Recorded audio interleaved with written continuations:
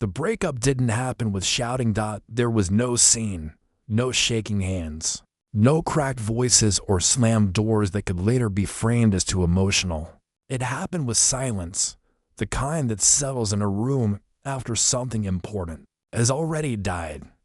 I didn't say I was leaving. I didn't announce anything dramatic.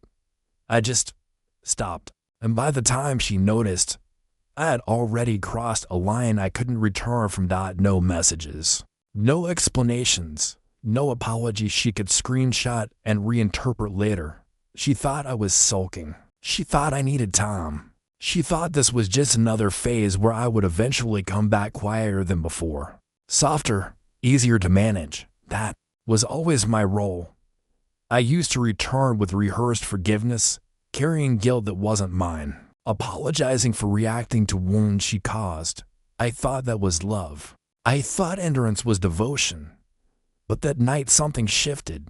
I remember standing in the middle of the apartment, lights off, rain streaking down the window like the city itself was being erased. The sound of it was steady, relentless, honest. It didn't ask permission to fall.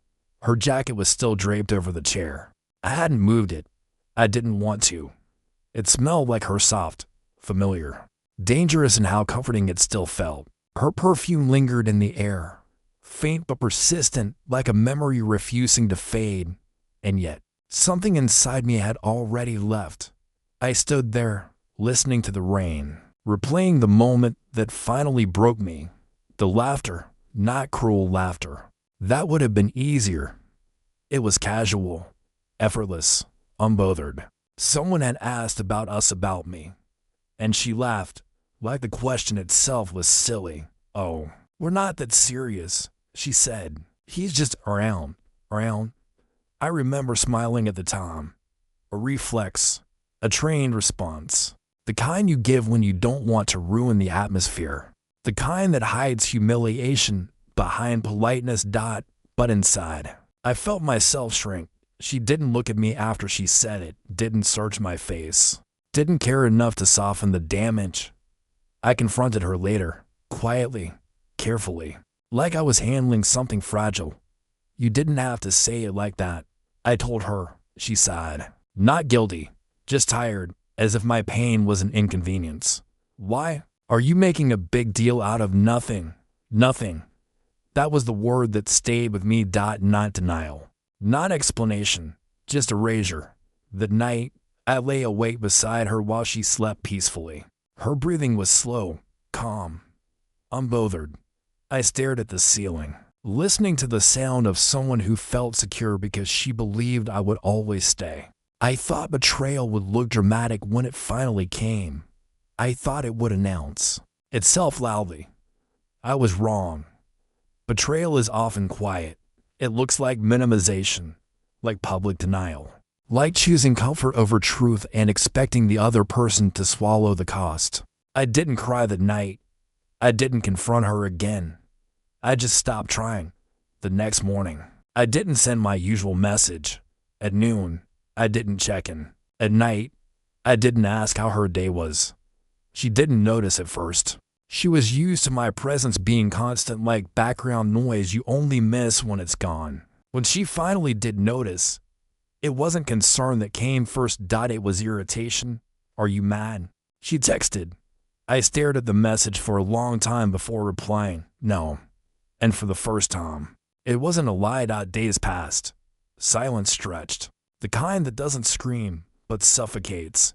I knew she expected me to break it, to explain myself, to give her something to respond to. That's when the panic started. She called. I didn't answer. She texted again. "Can you not ignore me?"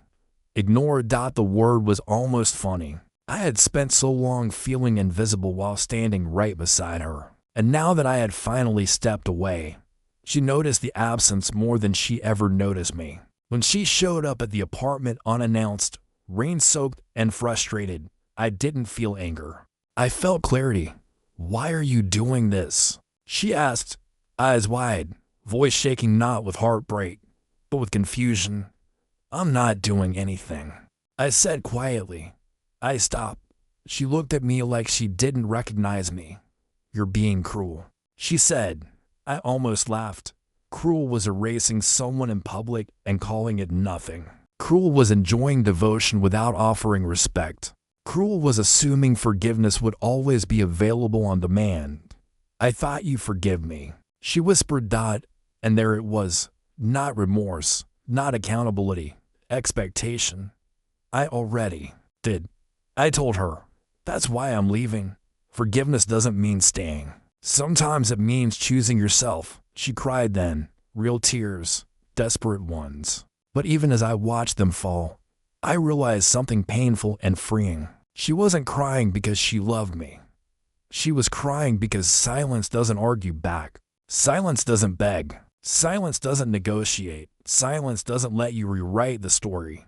The night after she left, I packed slowly, like a ritual, folding memories into boxes, touching objects that once meant something and letting them go.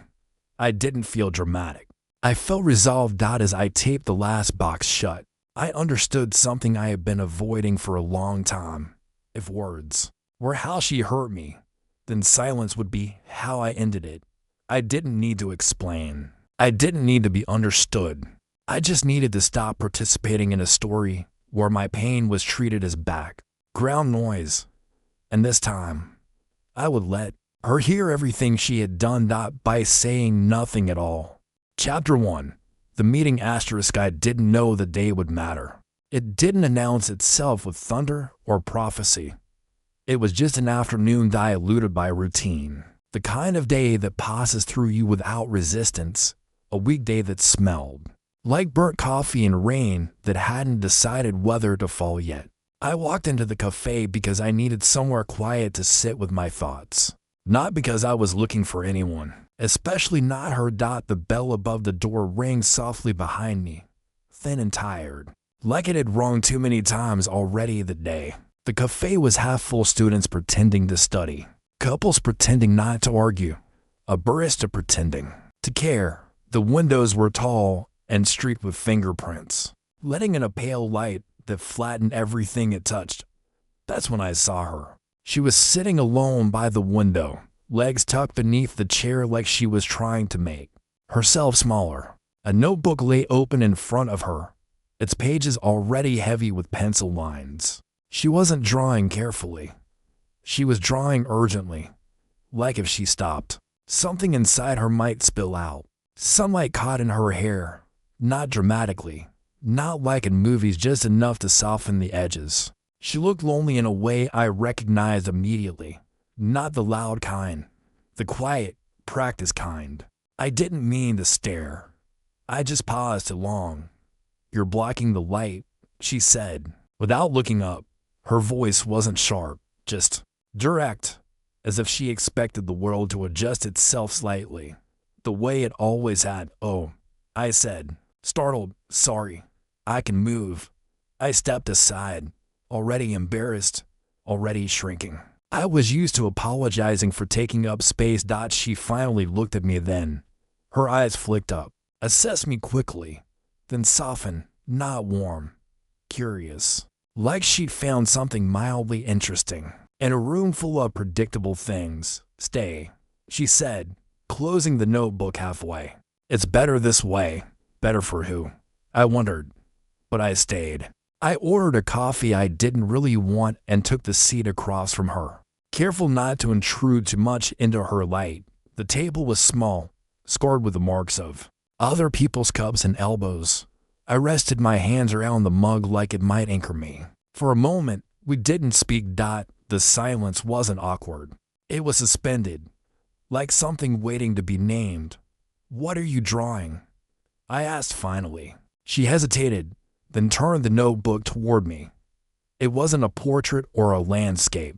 It was fragments, half-finished faces, hands reaching for something just out of frame. Lines crossing and recrossing like they couldn't decide where to land. I don't know yet, she said. That's kind of the point. I nodded, even though I didn't fully understand. I wanted to understand. That urge came quickly, quietly, like it had been waiting for permission. I'm terrible at finishing things, she added. I like the middle better. I smiled at that. The middle's where everything is still possible. She studied me again, longer this time. I felt it.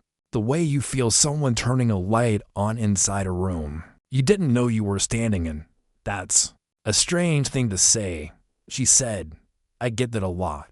No, she corrected. It's an honest thing to say.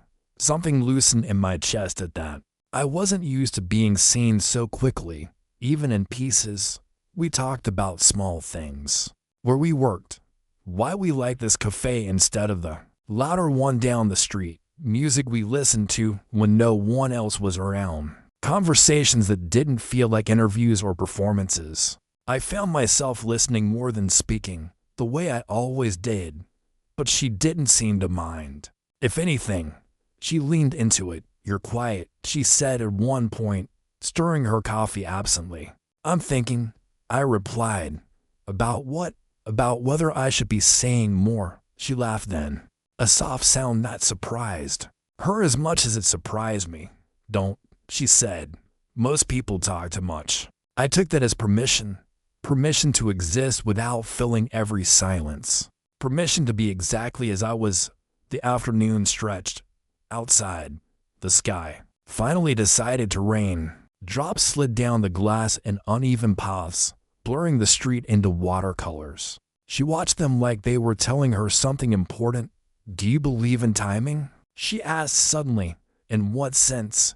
In the sense that some people arrive at the wrong moment and it ruins everything. Or the right moment and it feels like fate. I thought about that. About all the times I'd arrived too late, or too early, or exactly when I shouldn't have. I think timing is just luck with better branding, I said. We call it fate when it works out. She smiled again.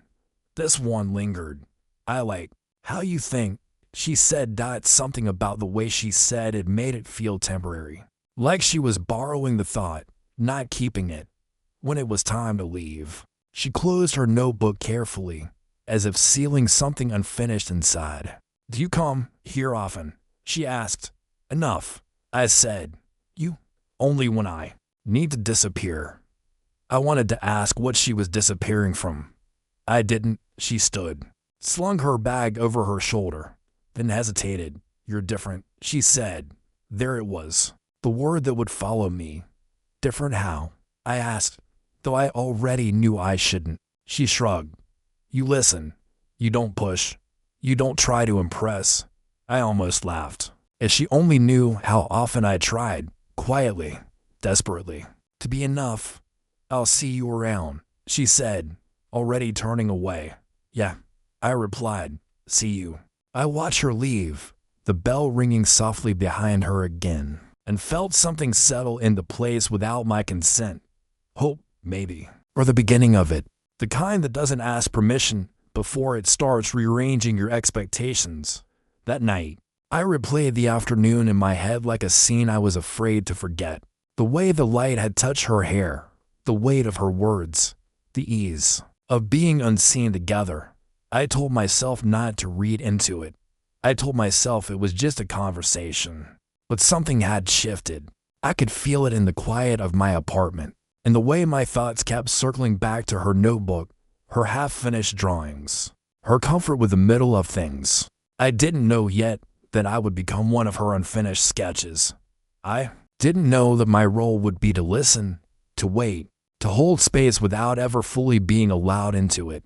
I didn't know that being different would turn into being convenient, being patient, being replaceable. All I knew was that I had met someone who made the ordinary feel charged. And that feeling followed me like a promise I didn't understand the cost of yet. Looking back, I can see it now, the imbalance already. Present, subtle but unmistakable. She invited me to stay without asking what I needed. She decided what was better without checking who it was better for. But in that moment, hope was louder than caution. And hope, I would learn, is dangerous precisely because it feels like kindness at first. That was the day everything began. Not with love, but with the quiet belief that maybe, this time, I wouldn't be invisible. And that belief would be the first thing she took from me. Chapter 2. The bonding asterisk falling into her life didn't feel like falling. It felt like drifting. Slow, gradual, almost consensual.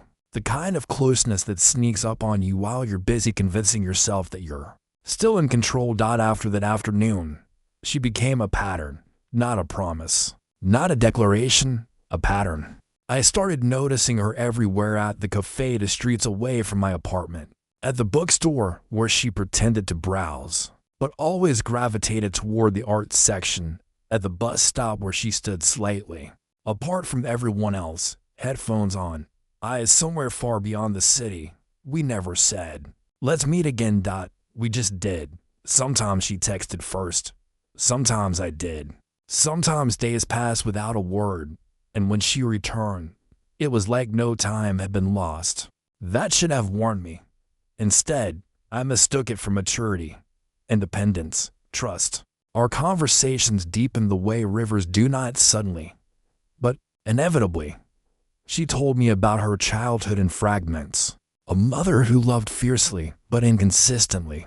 A father who left early and became a story no one finished telling. She spoke about these things casually, like facts pulled from a file. Not wounds, but I could hear the careful distance in her voice, the way she stepped around certain details. "You don't ask many questions," she said once, as we sat on the floor of her apartment.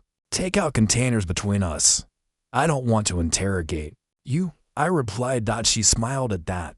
Most people do. I didn't tell her that I was memorizing everything anyway, that I replayed her words later, searching for meaning she hadn't offered out loud, that I learned her pauses, the way her fingers tightened around a cup when she was uncomfortable, the way she changed the subject when it drifted too close to something unresolved. She liked that I noticed without demanding. I liked that she let me. We built intimacy out of small rituals. Late night calls that stretched past midnight. Not because we had something urgent to say, but because neither of us wanted to be the first to hang up. Shared playlists with names that felt like inside jokes. Messages that started with "This reminded me of you" and ended with nothing at all. Sometimes she would fall asleep on the phone, her breathing evening out while I stayed awake, listening. I told myself it was romantic. I didn't question why. I was always the one awake. "You're safe," she said once, half asleep. The words settled into me like a responsibility. I started adjusting my life without noticing I was doing it. Leaving earlier so I could meet her, turning down invitations because she might call, keeping weekends open just in case. None of it felt forced. Love rarely does at first. It disguises itself as choice. "What do you want?" she asked me one evening as we walked through the city after rain, the pavement reflecting streetlights like broken mirrors. The question startled me. No one had asked it so directly in a long time. I thought about work, about stability, about things I could say. That sounded reasonable. "I want things to feel steady," I said finally. She nodded, thoughtful. "That makes sense for you. For you." The phrase slipped past me then. Later, it would echo. She talked about her dreams with a lightness that made them feel provisional. Art projects she might finish, cities she might move to, people she might become. Everything was framed as potential, never commitment. "I don't like feeling trapped," she said. "I wouldn't trap you," I replied immediately. I didn't realize how quickly I volunteered for that role. The one who reassures. The one who makes himself smaller so someone else can feel free. When we started spending nights together, it wasn't dramatic. No fireworks. No grand declarations. Just familiarity. That deepened into touch. She slept curled slightly away from me, always leaving a sliver of space between our bodies. I told myself it was habit. I told myself she just needed time. In the mornings, she was affectionate in small, controlled ways. A kiss on the cheek, fingers brushing mine briefly before pulling away. She was warm, but never lingering. "You're very patient," she said one morning, watching me tie my shoes. "I don't mind waiting," I answered. She looked at me then, something unreadable crossing her face. "Be careful with that." I should have listened, But patience had always been my currency. I had learned early that if I waited long enough, people eventually needed me. I didn't know how to be wanted without earning it slowly. I became her. Constant, the one she vented to after bad days. The one she leaned on when plans fell apart. The one who listened when others disappointed her. I absorbed her frustration, her confusion, her unspoken grief, and told myself that this was intimacy. When I tried to talk about my own worries, she listened politely, briefly before redirecting the conversation back to something lighter, something safer. "You're strong," she said. "You'll figure it out." Strength, I learned, was the excuse people used when they didn't want to carry your weight. There were moments, small, sharp ones, that pricked at me. The way she went quiet when a certain name appeared on her phone. The way she never posted photos of us, but didn't hide the rest of her life. The way her tone shifted when we were around others, like she was careful not to reveal too much.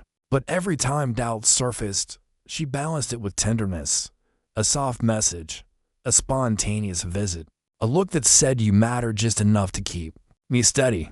I told myself love wasn't loud. I told myself this was what mature relationships look like: quiet, flexible, unassuming. I didn't see that flexibility was bending me out of shape.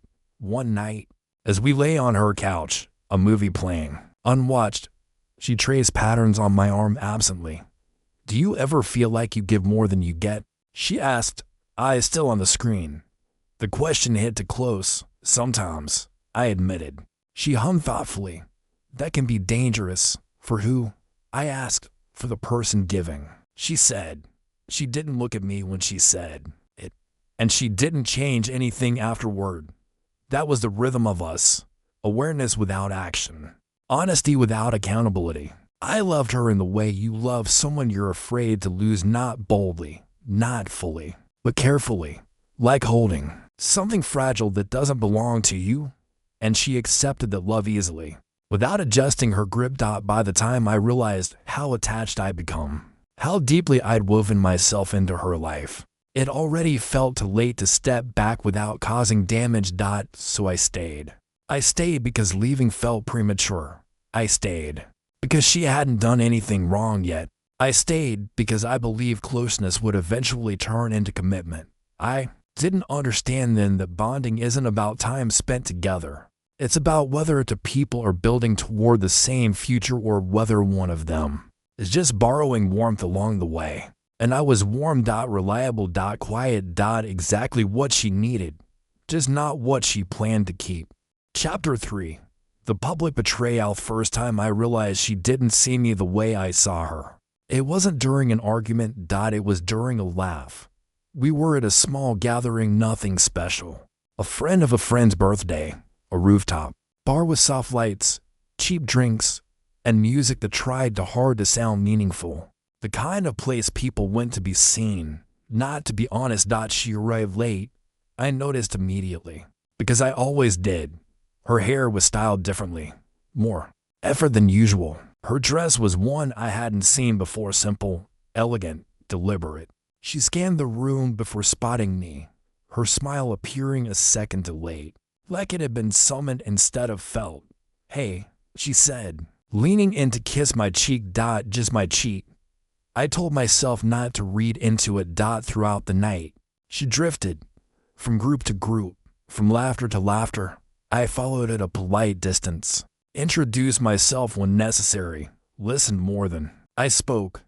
I was good at that, being present without demanding space.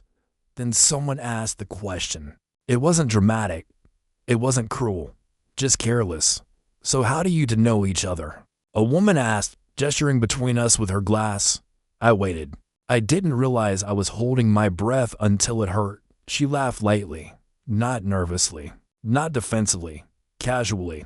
"Oh, we're not that serious," she said. "He's just around. The word landed softly, which somehow made it worse. The woman nodded, satisfied, already losing interest. The conversation moved on. Music swelled. Glasses clinked. The world didn't stop, but something inside me did. I stood there, smiling the way people smile when they don't want anyone to notice they're bleeding. I felt transparent, like I'd been edited out of my own life in real time. She didn't look at me, not once, not to check if I was okay, not to soften it, not to take it back. She just kept talking, unbothered, as if she hadn't erased weeks, months of shared nights and quiet promises with one sentence. He's just around. I repeated it in my head, again and again, like maybe. Repetition would dull the edge. It did in single quotes. Later, when we were alone near the edge of the rooftop, city lights flickering below us, I finally spoke. You didn't have to say it like that, I said. She frowned slightly, like I'd interrupted. I thought, say what? That we're not serious, she sighed. Why are you making a big deal out of nothing? Nothing. That we're joined the first dot around. Nothing. A neat little pair. I was right there. I said quietly. You could have just said what? She interrupted. That we're something we're not. The air felt thinner, harder to breathe. What are we, then? I asked. She looked away, toward the city, toward anything but me. Why do we need labels? The question wasn't new, but tonight it felt sharp, because labels tell people how to treat you. I said, including me. She laughed again, not kindly, not cruelly, just dismissively. You're overthinking this, she said. You always do. I always do. The sentence slid into place beside the others. I watched her then, really watched her. The relaxed posture, the unbothered expression, the way she was already moving past it. I realized something painful in that moment. She hadn't misspoken. She had spoken honestly. In public. She chose comfort over clarity, plausible deniability over respect, and she did it easily because she never expected me to challenge it. We left shortly after. The ride home was quiet, the kind of silence that feels heavy, but unacknowledged. She scrolled through her phone. I watched streetlights streak past the window, each one blurring into the next. When we reached her apartment, she asked, "Are you still upset?" I thought about all the ways I could answer, the words I'd practiced in my head, the anger I was allowed to feel. Double quotes, yes. No. It doesn't matter. It hurt. You hurt me. You don't get to decide what I'm allowed to feel. Instead, I said, I just don't want to feel invisible. She paused, keys in hand, then turned to look at me. I didn't mean it like that, she said, softer now. You know that, did I? Because intent didn't change impact, and comfort didn't undo humiliation. I wish you defended me, I said. From what? She asked. From being erased. But I didn't say it that night. She fell asleep easily, like nothing had happened, like words didn't linger after they were spoken. I lay awake beside her, staring at the ceiling, listening to the rhythm of her breathing. I replayed the moment over and over. The laughter, the phrasing, the lack of hesitation. I realized betrayal doesn't always come wrapped in secrecy. Sometimes it comes openly. Publicly, with witnesses. And the worst part wasn't what she said. It was that she didn't think it mattered. The next morning, she acted normal, made coffee, asked about my plans, kissed my cheek again, brief and efficient. I watched her move around her apartment, comfortable, secure, unaware that something fundamental had shifted. I understood then that loving someone who doesn't claim you isn't noble. It's self-erasure. But I wasn't ready to leave yet, not because I didn't see the truth, but because part of me still believed she would choose me if I waited long enough, loved quietly enough, asked gently enough. I didn't know yet that some people don't change because they're confronted. They change only when they lose what they assumed would stay. And I was still there. Still around. Still nothing. For now. Chapter 4. The quiet exit. The decision to leave didn't arrive like a THUND or CLAP. It came quietly. The way truth often does when you're too tired to fight it anymore. It was a Tuesday. Ordinary. Forgettable. The kind of day that pretends nothing is wrong. She was in the shower, steam fogging the bathroom mirror. music playing softly from her phone. I sat on the edge of the bed, staring at my hands like they belonged to someone else. I realized something then. I wasn't angry. Anger would have meant I still expected something from her. What I felt instead was a slow, hollow calm. The kind that settles in after disappointment has done all the damage it can do. I stood and walked through her apartment, noticing things I'd stopped seeing because they become normal. My shoes by the door, my jacket on the chair, my toothbrush beside hers, angled slightly away, like it didn't quite belong. I wondered when I'd started arranging myself around her life instead of building my own. My phone buzzed. A message from her, sent from the other room. "Did you see my charger?" I stared at the screen. A simple question. Innocent. Mundane. And yet it hit me harder than the night on the rooftop. Because it was proof that she could erase me in public and still expect me to help her find the things she misplaced. I typed a reply on the desk. Then I deleted it. I set my phone face down and sat back on the bed. That was the moment, not dramatic, not cinematic. Just a quiet understanding that if I answered one more small request, I'd be agreeing to disappear a little more. The shower turned off. She stepped out wrapped in a towel, hair damp, cheeks warm from the steam. "You okay?" she asked casually, scrolling through her phone again. "Yeah," I said. The light slid out easily. Too easily. She nodded, satisfied, already distracted. That was her pattern. Ask just enough to feel considerate, never enough to hear the truth.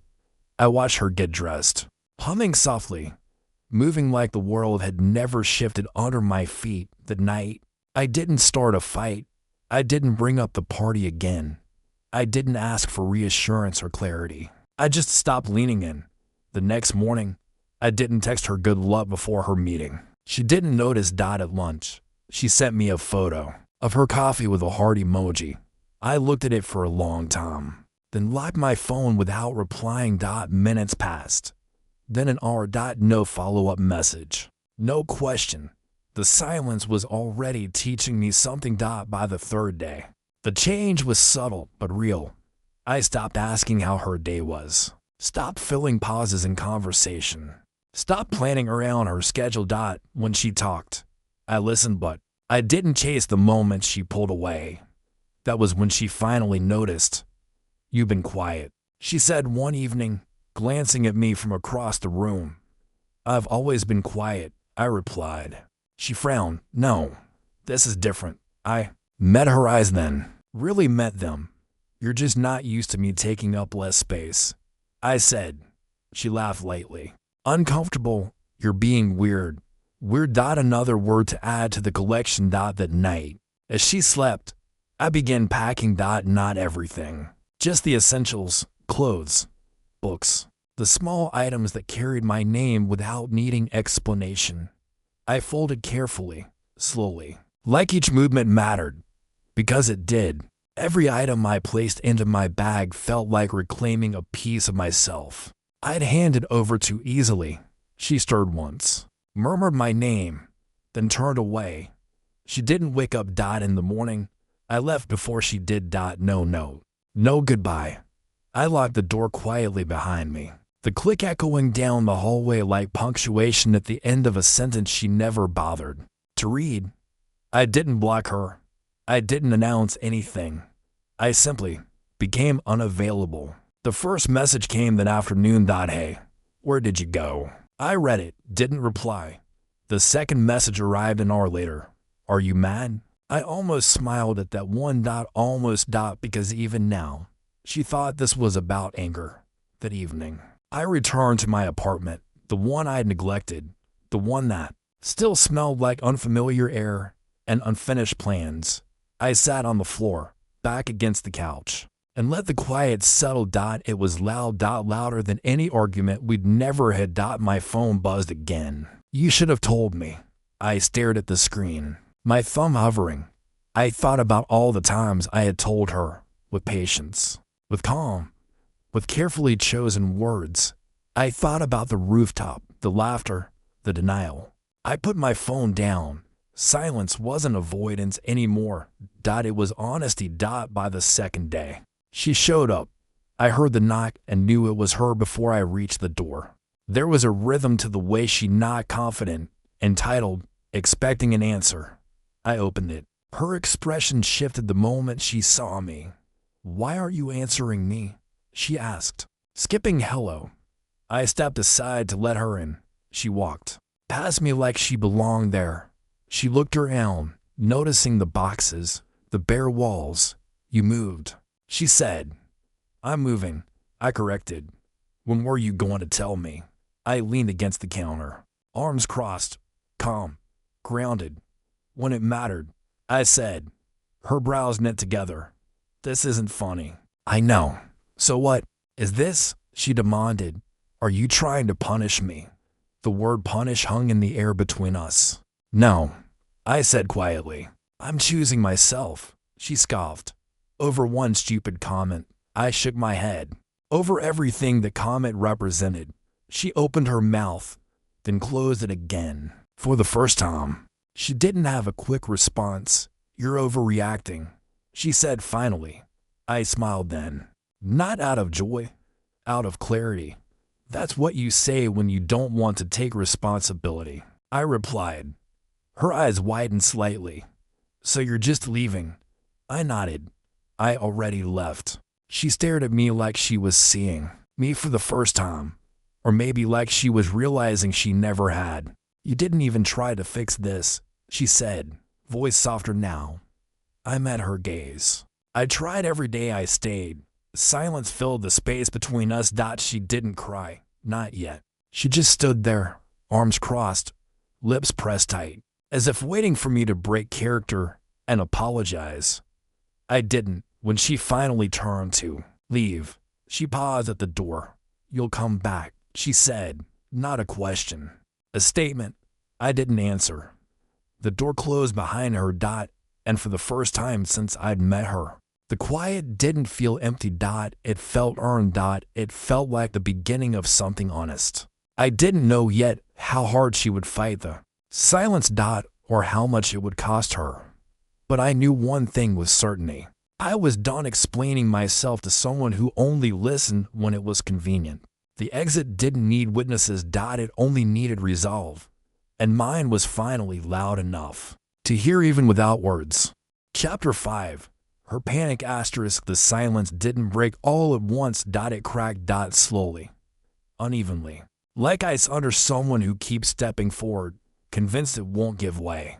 The morning after she left my apartment, my phone vibrated nonstop on the kitchen counter while I made coffee. I didn't look at it right away. I let the sound exist without reacting to it. The way you let distant thunder roll before the rain arrives. By the time I picked it up, there were 12 missed calls from her. 3 voice notes, and a message that made my chest tighten, not with longing, but with recognition. This isn't funny anymore. I exhaled slowly and set the phone back down. For so long, my reactions had been predictable, immediate, gentle, reassuring. I was the safety net she bounced on whenever she felt unstable. The constant, the one who responded. Now there was nothing for her to land on. I took my coffee to the window and watched the city wake up, cars moving, people rushing, everyone choosing a direction. I'd spent too long standing still for someone who never stopped walking away. The phone buzzed again. "Can we talk?" That was new. Not "where are you?" Not "why are you doing this?" But "can we talk?" I waited an hour before replying. There's nothing left to say. The dots appeared instantly, then disappeared. Then appeared again. Please. The word sat there, smaller than I expected it to feel. I remembered how rarely she used it, how often I did.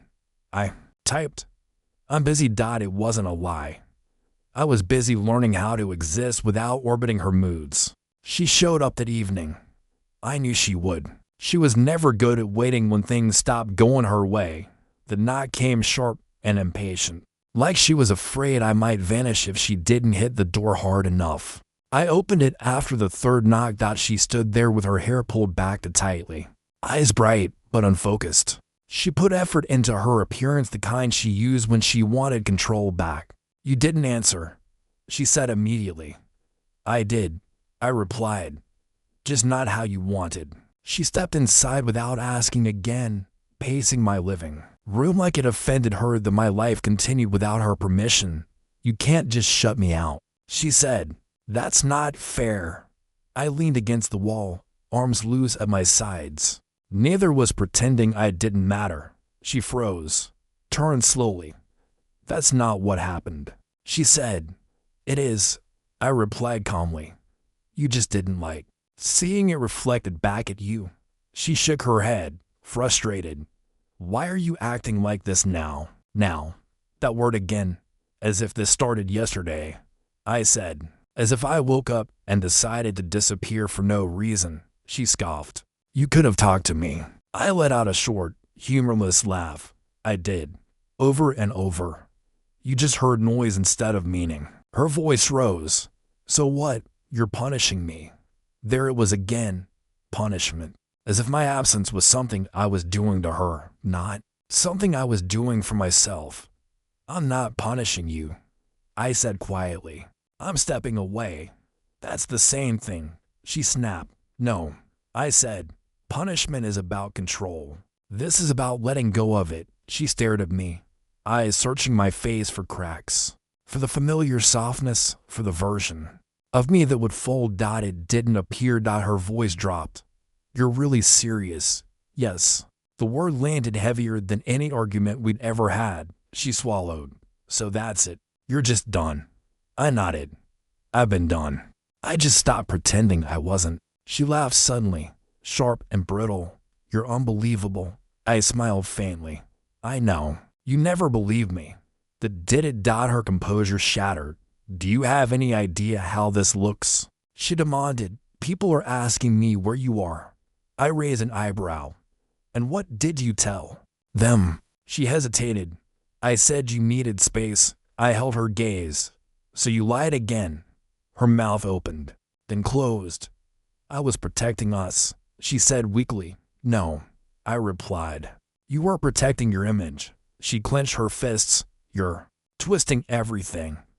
I'm finally naming it. Silence stretched between us, thick and uncomfortable. Then, unexpectedly, her eyes filled with tears, not quiet ones, angry ones. I didn't think you'd actually leave, she whispered, and there it was. The truth. Not I'm sorry I hurt you. Not I understand why you're gone. Just I didn't think you'd do this. I know, I said. She took a step closer. You always came back. I always shouldn't have. Her tears spilled over. I need you. I felt it then. The old reflex. The instinct to step forward. To hold. To soothe. I didn't move. You need what I gave you, I corrected gently. Not me. She shook her head violently. That's not true. It is, I said. If it weren't, you would have protected me when it mattered. Her breathing grew uneven. I said I was sorry, she whispered. When? I asked. She faltered. After you left. I pressed. After you denied me in front of people. Her silence answered. I softened my voice. Not for her. For myself. I don't doubt that you feel bad now, I said. But regret isn't the same as care. It just means the consequences reached you. She looked up at me like she wanted to argue, but the words wouldn't come. She wiped her face angrily. So what? You're perfect now. I shook my head. No. I just stopped volunteering to be invisible. She sank onto the couch, shoulders slumping. For the first time. She looked small. Lost. I don't know how to fix this, she admitted. I believed her. That's because it isn't yours to fix anymore, I said. She stared at the floor. If I promised to do better, I interrupted gently. You already promised that, in different ways. Different days. She looked up sharply. Then what do you want from me? The question echoed in the room. I thought about it, about everything. I'd wanted respect, acknowledgement, loyalty in public, not just affection in private. I don't want anything, I said finally. Her face crumpled. That's worse. I nodded. I know. She stood abruptly, pacing again. You're being cruel. I met her eyes. No, I'm being consistent. She stopped. You used to fight for us, she said. I fought alone. I replied. That's not a relationship. That's endurance. Her lips trembled. I never meant to lose you, she whispered.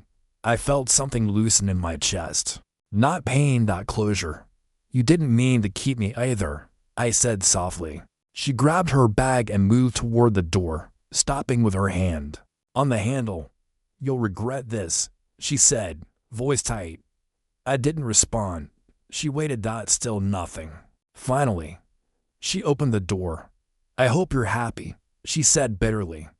I met her gaze one last time. I'm getting there. She left. The door closed.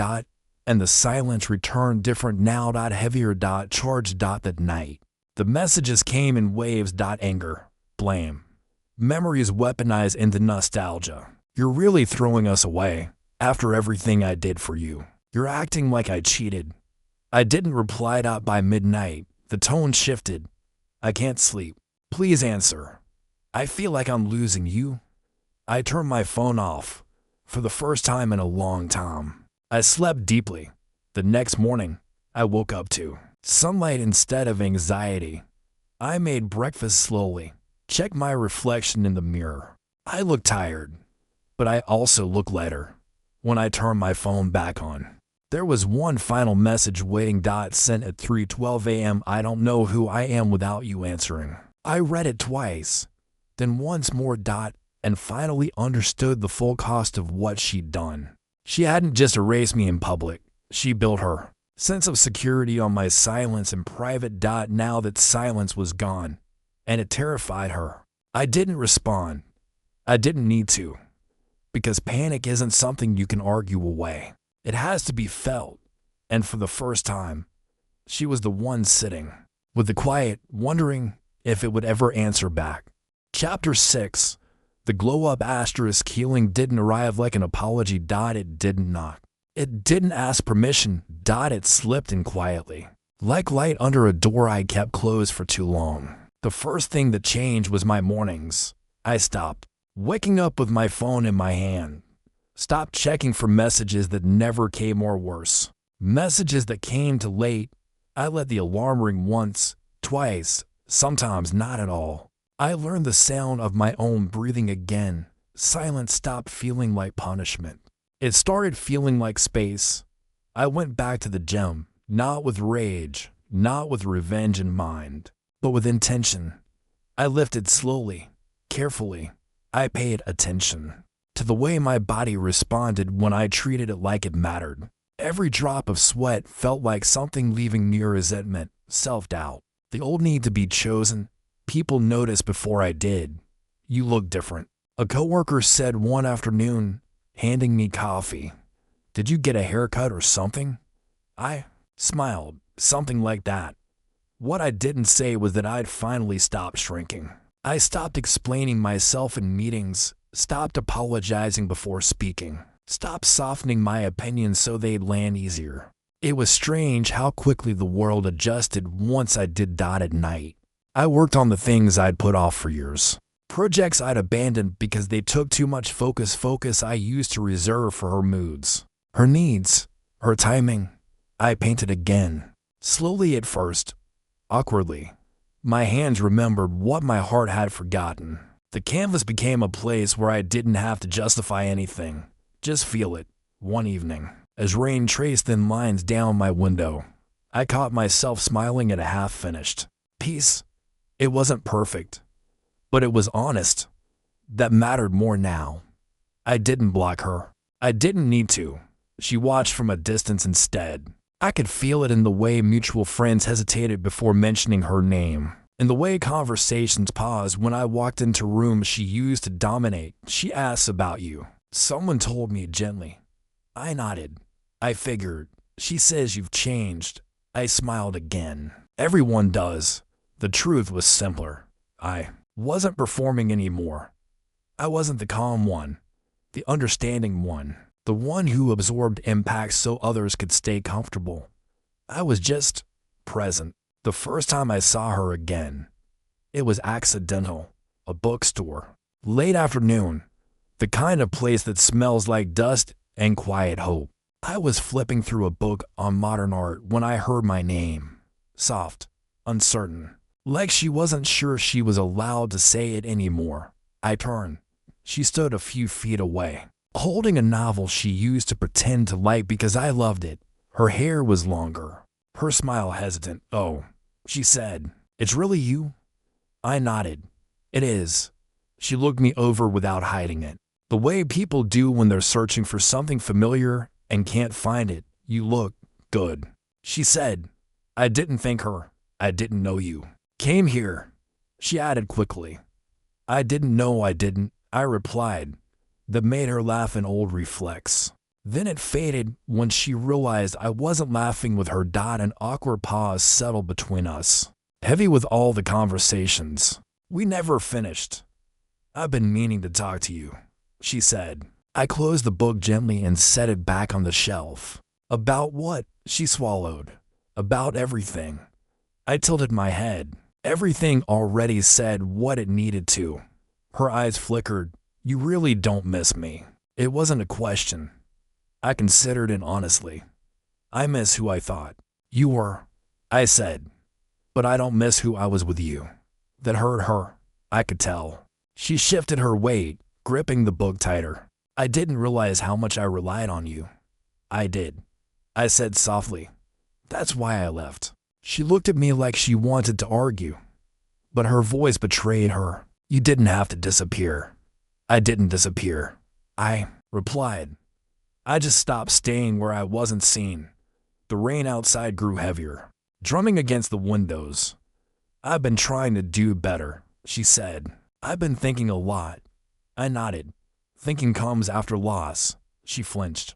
"I wish you told me how serious it was," she whispered. I met her eyes. "I told you," repeatedly. "You just didn't believe consequences applied to you." Silence stretched. "Different from before.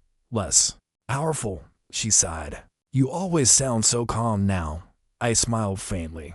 "That's what happens when you stop living in reaction." She looked down. "Do you ever think about coming back?" The question hung between us, fragile and hopeful. I answered honestly, "No." We're landed cleanly. No sharp edges. No apology attached. She closed her eyes briefly, like she'd expected it, but still needed to feel it. "I don't know how you moved on so fast," she said. I shook my head. "I didn't move on fast. I moved on finally." She laughed weakly. "You're cruel." I met her gaze. "No, I'm healed." That hurt more than anger ever could. We stood there a moment longer, the people occupying the same memory differently. "I should go," she said. "You should," I agreed. She hesitated. "I'm glad you're okay." I believe she meant it. "I am," I said. "I hope you get there too." She nodded, turned, and walked away. This time, she didn't look back. I watched her disappear into the crowd, feeling something settle inside me. Not triumph, relief. That night, I painted until my hands ached. I let the colors bleed into each other, let mistakes exist without correction. When I stepped back, the image surprised me. It wasn't about her. It was about me. Standing alone in a wide, open space. Not empty, just free. I slept better than I had in months. Days passed. Weeks. Life expanded. Opportunities came, quiet ones at first. Invitations, collaborations. People who listened when I spoke and didn't confuse my silence for weakness. One evening, I received a message from her. Short. Careful. I single quotes, "Am proud of you." I stared at it for a long time.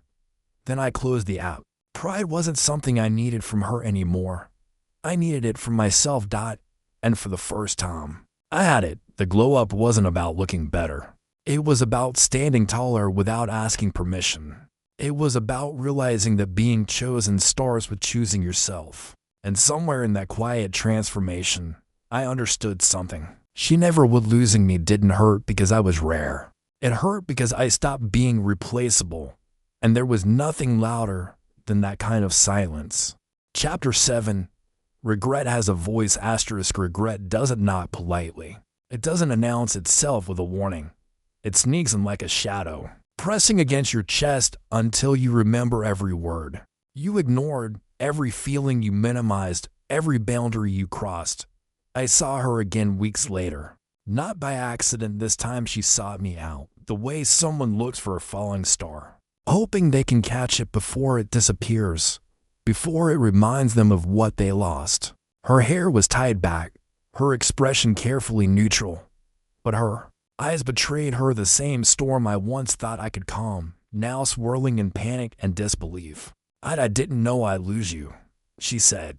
Her voice shook, quiet but raw. I studied her, really studied her, the small tremble in her hands, the way her lips parted and closed like she couldn't decide what to say first, the way she lingered on my face as if hoping to read forgiveness. That was the problem," I said simply. "You didn't know how to keep me." Her brows furrowed. "I know." I held up my hand. Don't try to fix it with words. Regret isn't love. It's just the echo of consequences you never imagined." She blinked, stunned. The words landed heavier than any argument, any fight we'd ever had. She opened her mouth, closed. It tried again, failed. I remembered nights spent forgiving her silently, nights spent absorbing dismissals, excuses, half-truths. I remembered swallowing my pride, pretending everything was fine, until it wasn't, until I realized that my patience was not a shield for her mistakes, it was my trap. "You were my world," she said softly, finally. Her voice was full of grief. But it was too late. The world she once controlled had shifted, and I had stepped outside of it. "I know," I replied, "and that's why I left it behind." Her lips quivered. She opened her mouth again, words rising and dying before escape. Her eyes glistened with unshed tears. Please, just hear me," she whispered. I shook my head slowly. I already did. I heard everything before I walked away. The apologies now. They're echoes in a room I've already left. The lesson is done. And silence, I said, softer this time, almost kindly. Silence teaches what words never could. She looked down at her hands, small, delicate, trembling. For a moment, I thought she might collapse in on herself. But she didn't. She stood there, weight shifting, realization settling in like dust over broken glass. I stepped past her. No drama. No final confrontation. Just the quiet authority of someone who had stopped needing validation. The regret in her gaze followed me out the door. It clung to the space I left behind. But it no longer had power over me. She could feel it. That's what mattered. I walked down the street, rain sprinkling lightly. The kind that doesn't soak but cleans. My coat pulled tighter around me. Heartbeat. Steady dot. And for the first time in months, I felt entirely myself. Some lessons aren't spoken, they're shown. Some pain isn't healed with words, it's healed with distance. And regret has a voice. But I no longer needed to listen. I let her echo fade into the city. The chapter of us was closed. The next one, that one was mine. Chapter 8. Silence teaches the cost. He never told her how much she hurt me. Not in texts. Not in calls, not even in the quiet corners of our favorite cafe, where we once leaned close enough to hear each other's heartbeats. She never got the speech I rehearsed in the dark, pacing my apartment like a caged animal. She never got the trembling hands, the raw, honest eyes, the words that would have shattered both of us if I had spoken them. I realized something important, finally. Some lessons aren't meant to be spoken. They are meant to be felt, and silence quiet, unwavering. Deliberate silence can teach more than 1,000 shouted apologies ever could. Every unanswered message, every call left unread, every invitation silently declined, they all became my voice. Each one carried the weight of every time I swallowed my pride, forgave her, and let my own needs slip into shadows. I remember the first night I let silence speak. She had called repeatedly, leaving messages filled with panic and false bravado. Please, Talk to me, she had begged. I didn't mean it like that. I didn't answer. Not then. Not the next day. Not the week after. I watched from afar as she realized that I wasn't angry. I wasn't sulking. I wasn't plotting. I wasn't holding grudges. I had simply stopped being the person she could rely on to absorb her mistakes, smooth over her lies, or make excuses for her careless words. She began to panic. I knew this because I saw it in the way mutual friends avoided mentioning my name in conversations. I knew because she showed up unannounced once, hopeful, fragile, holding the same coffee mug she had used the day we first met. Her eyes searched, desperate for a flicker of the man who once waited patiently for her approval. "Why aren't you answering me?" she asked, voice trembling. "I'm not," I said quietly. Her hands shook, clutching the mug like a lifeline. "I thought you'd forgive me. I thought." "I already did," I interrupted, soft but firm. "That's why I left." She stared at me as if the words themselves were foreign objects. The panic in her eyes collided with the calm in mine, and for the first time, she realized that forgiveness doesn't mean staying. Forgiveness means knowing your worth and choosing yourself. I walked past her then, leaving her frozen in place, the weight of the truth pressing against her chest. Silence does not argue. Silence does not beg. Silence does not apologize. Silence teaches. And in that lesson, I had finally found myself again. The weeks that followed were quiet but transformative. I moved into a new apartment. I painted late, at night, letting the colors bleed into each other on the canvas until my hands ached. I worked on projects I had abandoned for years, things I had put off because every ounce of focus had once gone into keeping her content, keeping her smile, keeping her comfort intact. I rebuilt myself slowly, deliberately. I went back to the gym not out of revenge or vanity, but to honor my body, my strength, my time. Sweat became a ritual. Each drop was a release, a cleansing of the month spent shrinking for someone else's convenience. I dressed better. I stood straighter. I laughed more freely. Not because I wanted her to see me, not because I wanted her to regret, but because I needed to feel whole again. And she noticed.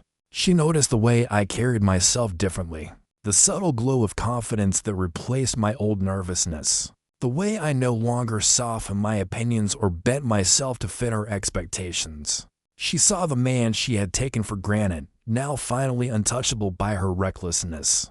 I ran into her one evening at a gallery exhibit. She was standing near a painting I had sold recently, the brush strokes unmistakably mine. Her eyes widened, lingering longer than they ever had before. She reached for the familiar, the comfort of knowing me. But I stepped back. "Wow," she said softly, almost to herself. You've changed." "I've grown," I replied. Her voice caught. "I didn't know you could heal," I supplied gently. "I did, slowly, quietly. But I did." She faltered. Words left her halfway out of her mouth, unfinished, unformed. Her regret was palpable.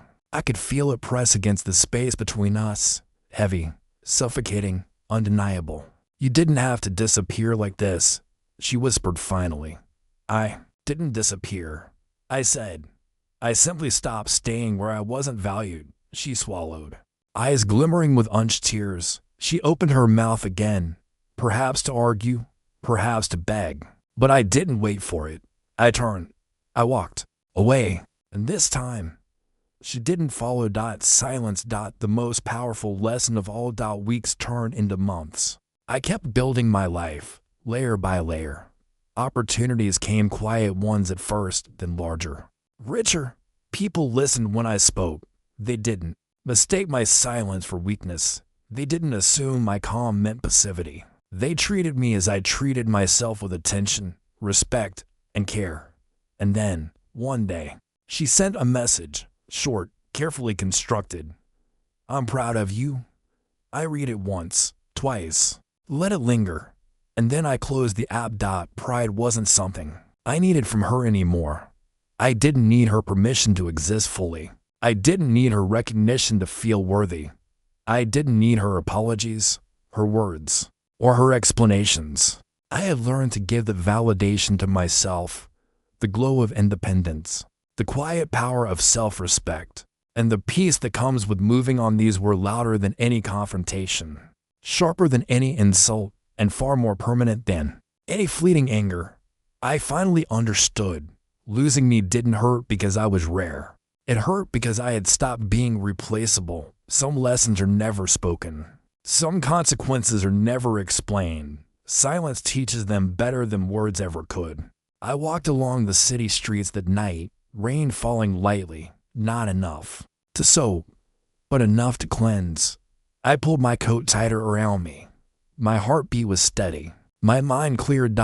And for the first time in months, I felt entirely whole. She had learned the cost of her choices. I had learned the reward of choosing myself. And in that quiet, dripping rain, standing alone yet unafraid, I finally heard my own voice again, strong, steady, silent, true. Silence, I realized, was the most honest teacher of all, and I would never need another lesson.